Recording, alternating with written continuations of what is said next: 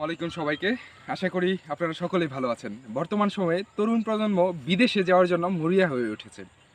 দেশে কোনো কর্মসংস্থান পাচ্ছে না, দেশে সুন্দর সুপরিকল্পিতভাবে কোনো ব্যবসা করতে পারছে না, যার কারণে তরুণ প্রজন্ম বিদেশের দিকে ছুটছে।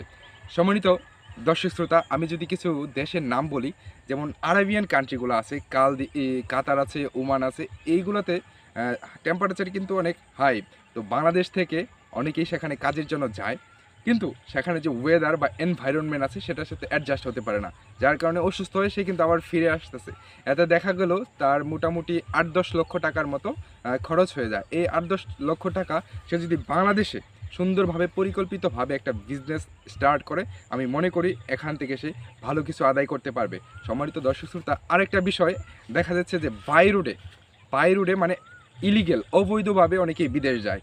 আসলে এটা তো সম্পূর্ণভাবেই তাদের উপর নিষেধ থাকবে, কারণ তারা কিন্তু লাইফ রিস্ক নেয় সেখানে। যেমন বাংলাদেশ থেকে তারা লিবিয়াতে যায়, লিবিয়া থেকে বাই রোডে মানে ভূমধ্য সাগর পাড়ি দিয়ে সেখানে কিন্তু তারা ইতালিতে পৌঁছতে চায়। তো ম্যাক্সিমাম দেখা যাচ্ছে যে ১,০০০ মানুষ যদি গেমটা দেয়, এই তারা যেই প্রসেসিংয়ের মাধ্যমে সেখানে যায় সেটার নাম হচ্ছে গেম।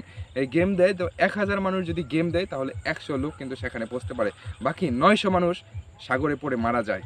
সম্মানিত দর্শক শ্রোতা, জীবনের থেকে বড় কিছু নেই। আপনারা সকলেই চিন্তা করবেন, শুধু আপনার জীবনের সাথে জড়িয়ে আছে আপনার একটা বৃহৎ পরিবার, আপনার সন্তান, আপনার বাবা, আপনার মা। তো এই চিন্তাগুলো করে আপনারা এই রিস্কগুলো নেবেন না। সকলে ভালো থাকুন, সুস্থ থাকুন। আল্লাহ হাফিজ।